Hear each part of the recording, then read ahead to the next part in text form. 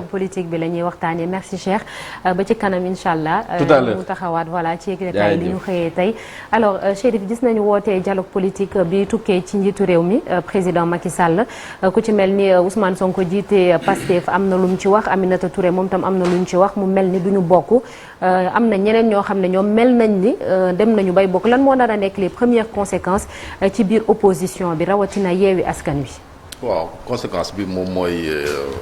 ñàkk juboo ci boobu opposition division dina ci am surtout coalition bi nga xamante ni moom mooy Yewwi Askan Wi parce que dégg nañ ci déjà ñaari leader yoo xamante ni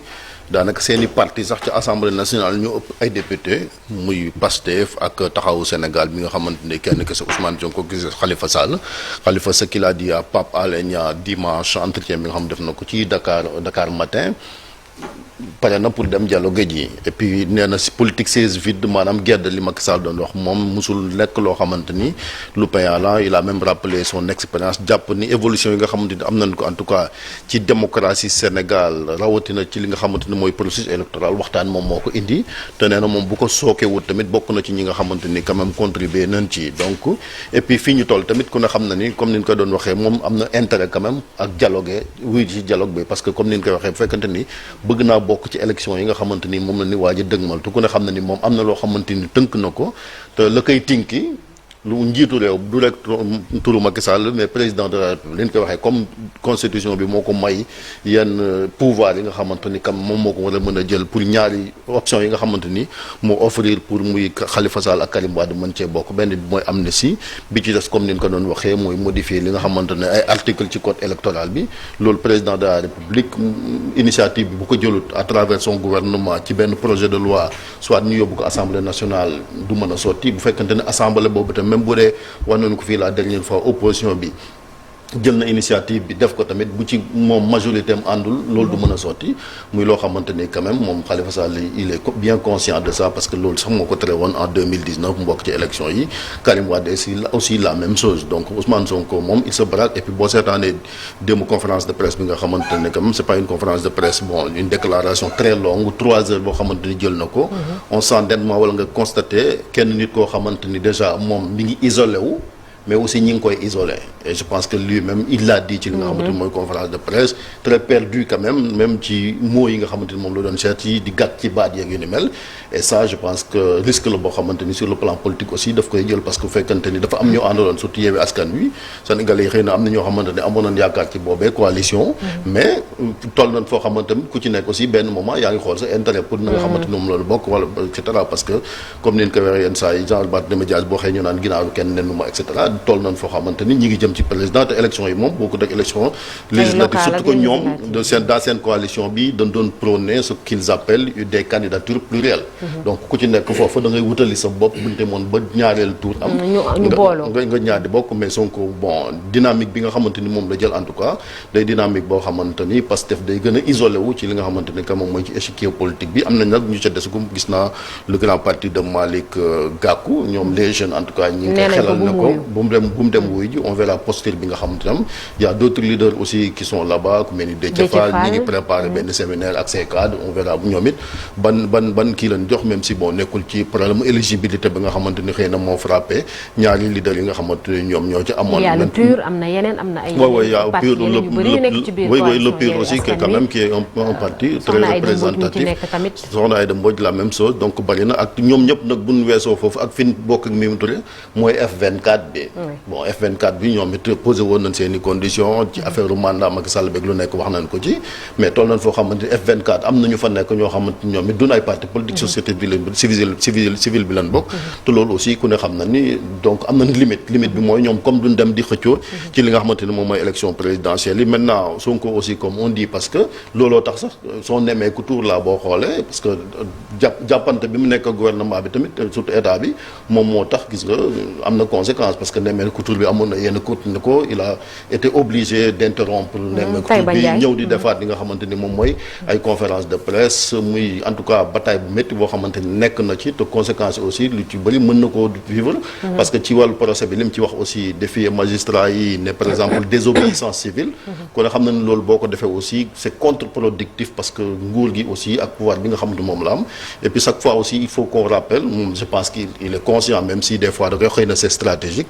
mai 2023 bi ñu nekk c'est différent de mars 2021 loolu moom c'est ça la li ko koy wan mooy ñi mu àndaloon ñi ko doon jàppale tam ci plan politique am na fa xam ne bu ñu fa tollee je ne suis pas sûr que danañ dem ba ci ñoom it li ñu am intérêt mooy ñu dem dialogue ji et je pense que dialogue boobu ñoom ñëpp ku nekk war nga cee mën a gis sa bopp parce que tension bi ñu beese ko moom moo gën parce que boo woowee jeunes yi aussi ñu gunge loolu ñu génn comme li nga waxee naan boo ko laale y a des jeunes qui sont morts ba léegi kenn réglewul seen problème yi nga xamante ni moom la am et je pense pas que ce soit risqué que tu t'attaques à des magistrats à la gendarmerie démb am na benn maladresse boo xamante ni même parlant de Frédéric Napal ak l'ancien SEMGA bay wax affaire coup d'état yooyu moo tax quand même tu multiplies même ay yi nga xamante ni mooy ay procédures jëm ci wàllu yooyu c'est très risqué ci li nga xamante ni moom mooy wàllu et je pense que c'est pas bon ni responsable de sa part koo xamante ni quand même da nga ne da ngaa bëgg a jiiteem réew. Alaaji Malick on est à moins de 10 mois de la présidentielle ndax jamono ji ku mel ni Ousmane Sonko posture bi mu am ndax ci benn logique la maanaam ni mu nekkee depuis des années relation yu tendues ak pouvoir bi ndax logique la mu ne moom du dem wuyu ji ci dialogue bi ak njeexital yi mu nar a am ci ñi mu àndal ci biir coalition Yewwi Askan Wi. suñu woon dinaa dem dina jaaxal ñu bëri parce que aussi ku ne xam na ni depuis quelque temps Ousmane Sonko dafa nekk ci logique gu confrontation ak logique gu défendre boppam ak partem di Pastef face aux dérives li mu tuddee les dérives du pouvoir parce que tey Ousmane Sonko bi nga xam ni dégg nañ ko mu wax démb dafa déverser ce qu'on appelle un trop plein maanaam nit ku fees ba tuuru moom la ñu dégg muy wax nit bu nga xamante ni aussi dafa révolté par rapport à ce qu'il appelle des injustices yu nga xam ni dund na ko depuis 4 ans donc ki doon wax démb pendant 3 heures d'horloge nit la bu nga xam ne dafa am lu nga xam ne métti na ko mu ko doon déverser beneen bi ci des moom ci boppam moo ko wax moo ne ni dialogue bi ñu wootee ñaari mbir moo ko tax a jóg mooy valider 3e candidature u Macky Sall ak i tamit néewal ko doole moom isolé ko maintenant Chérif mi ngi koy wax léegi isolement bi commencé na parce que boo xoolee naata ci wàllu dialogue bi daanaka ñetti tendance moom mooy dégagé wu ñi nga xam ne nee nañu oui dañuy bokk ak ñi nga xam ne nee nañu duñu bokk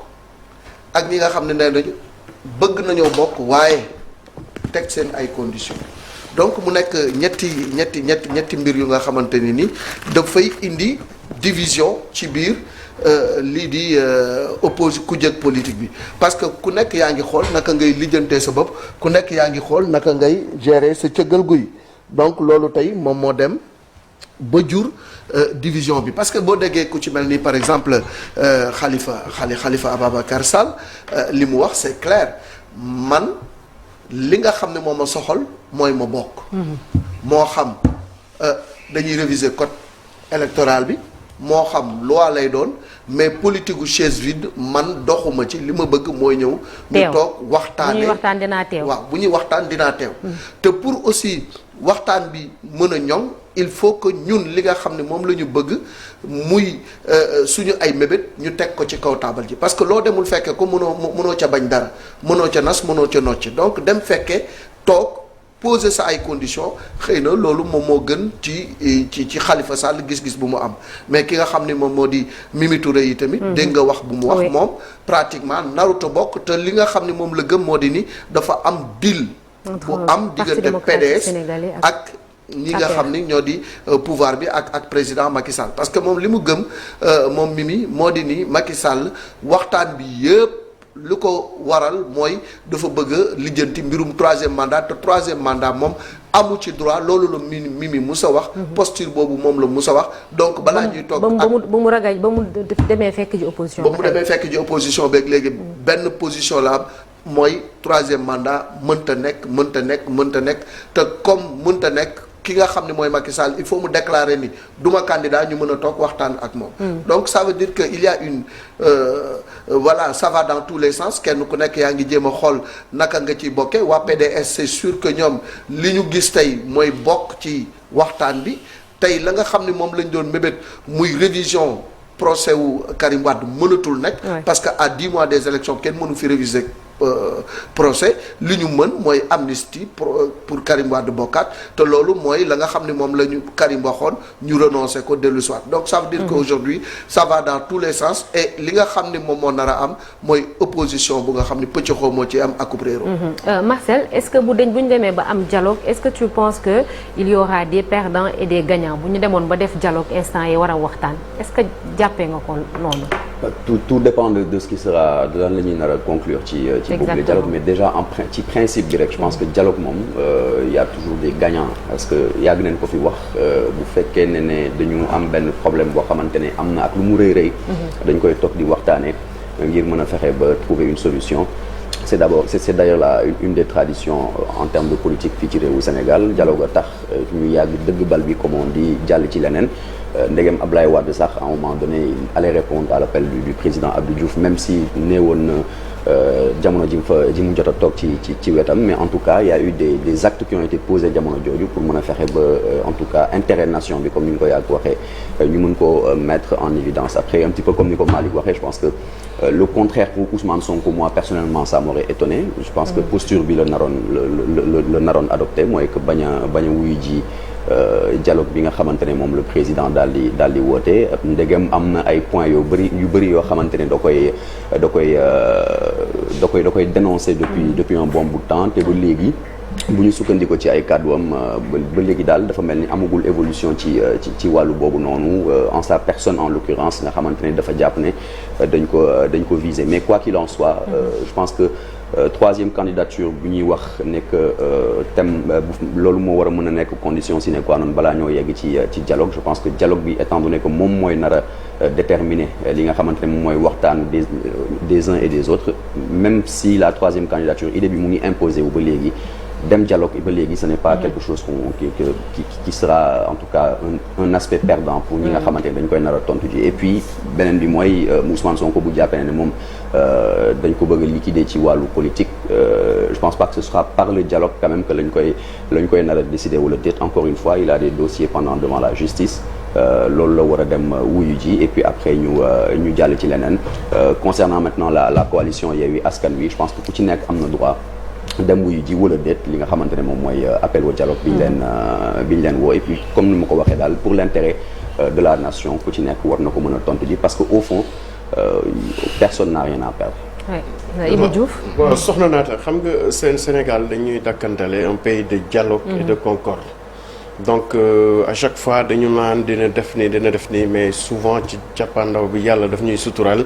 ñu surmonter obstacle ko boo xoolee les leaders politiques là ñu ci bëri par presse interposée la ñuy waxante télé yi la wala sur à travers la presse écrite surtout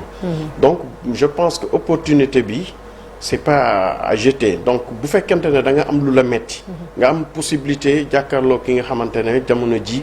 mooy président de la République je pense que c'est une tribune boo xamante ne ñoom ñoo xam seen stratégie nag parce que politique moom lépp calcul la mais je pense que c'est une opportunité boo xam ne en tant que leader ku am lu la metti nga jàkkaarloog moom ne la lii ak lii d'accord ma ci. mais ci yenn leaders yi Ibou ñoom dañoo jàpp ne yàgg nañoo woote waxtaan ñu dem wuyu ji waaye ci njeexital ba lañ ca bëggoon duñ ko am. waaw mais l'essentiel demal rek au moins njiitu réew mi dina xam ne lii neexu la te wax nga ko opportunité la à mon avis li ma mën a d'accord tey par exemple nga ne. d'accord ñu ci terme de référence yi li ñu xamante ne moom la ñu fas yéene waxtaane loolu bu fekkente ne da ngeen am ba dem ba waroo ci loolu bu la neexee bañ a dem mais mënoo par exemple tey ñu ne la kaay ñu waxtaan quelle que soit la situation bu fekkente ne réewu Sénégal moo ñu ñor ñun ñëpp je pense qu'il y a lieu aujourd'hui tamit ñu toog waxtaan maintenant nañu déterminer les termes de référence yoo xam ne peut-être bu ci amul déggoo bu boobaa boo demul di nga ne am na lu ma teg xëy na loolu lañ ma nanguloon moo tax mënuma participer li ni mel waaye daal li ma jàpp daal politique de la chaise vide wax nañ ko waxaat ko. ça ne bëriwul daal li muy indi solution. d'accord merci beaucoup Ibou jërëjëf merci. man révision liste yi. tey ci ngoon lay jàpp. ah bon tey 18h te bon d'après li nga xam ne daal moom mooy les premières informations. il y aura pas de prolongation. il y aura pas de prolongation. xëy na bu ko gars yi dialogué ñu prolongation am. te waaw on a entendu je pense le ministre de l'intérieur wax ni que moom il n'est pas favorable. oui mais du moom mooy jël dogal bi c'est le président. c'est le encore président. une fois fii moom du nekk ci réew moo xamante ni pouvoir yi président am le ministre moom il ne fait que exécuter génne arrêté mais arrêté boobu ci ndigal président la koy génnee. donc si le président le décide acteurs yi parce que. mais motul weer bi gàtt na motul boo ci génnee. motul weer sax parce que déjà on a commencé le 6 et aujourd'hui c'est le 2. parce que ñu bëri jàppoon nañ ne weer ferme la. maanaam du 6 avril au 6 mai. donc voilà dina am ñoo xam ne sax dina leen bett ñaari fan bi tey jii parce que ñu bëri jàppoon nañu ne le 6 mai la ñuy clôturer